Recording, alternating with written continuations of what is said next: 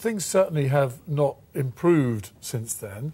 However, we did incorporate some pretty gloomy outlook into our earlier forecasts. And in some ways, I mean, the US industry, airline industry, has done rather better than expected. But as you rightly point out, Europe is a major worry, and if anything, has deteriorated since then. And will continue to deteriorate, or at least operate at quite a low level until, well, some reports now talking about 2014 before we start seeing growth in Europe. I wonder, will the European airlines themselves be able to manage to stay afloat over the next year or so? Or do you expect some consolidation now? I think there may well be some more consolidation. We've seen some European airlines fall by the wayside this year, Spanair, Malev, Simbraer, just to name three, but there were more. And of course, we've also seen the process of consolidation really, solidify, and we've now got three big groups in Europe: the IAG, which is British Airways and Iberia. We've got the Lufthansa group. We've got the Air France KLM group. And it's quite possible that other airlines will fall into one of those three pools.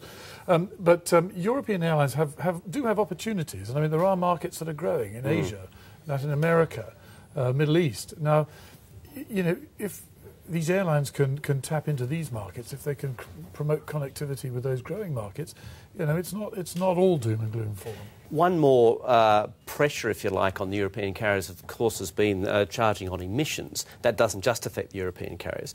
But because of the current state of the industry, would you want to see the European, the EC pull back on those trading, on that emission charges? I would like to see that. And the reason I would like to see that is that at the moment, the European Union's plan to include aviation in their scheme is an obstacle. It's a roadblock towards getting the global scheme we all want. We all want a global scheme, even the Europeans say that.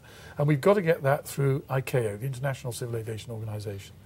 And at the moment, there's been so much heat generated by resistance to the European scheme for good reasons, namely infringement of sovereignty of states all around the world, that there isn't the diplomatic atmosphere that's going to lead to agreement to have a global scheme. And that is a major lost opportunity, and one of the reasons that it's at risk, and one of the main reasons, is that Europe's insisting on going its own way. Okay, and Europe is still united on that front?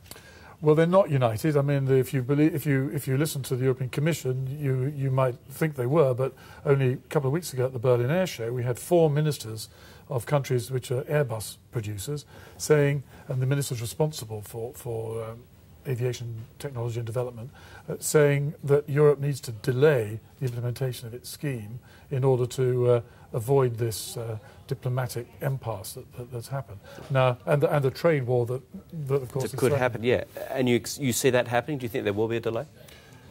I think it'd be a very sensible thing if Europe can find a way to remove this roadblock that they've created.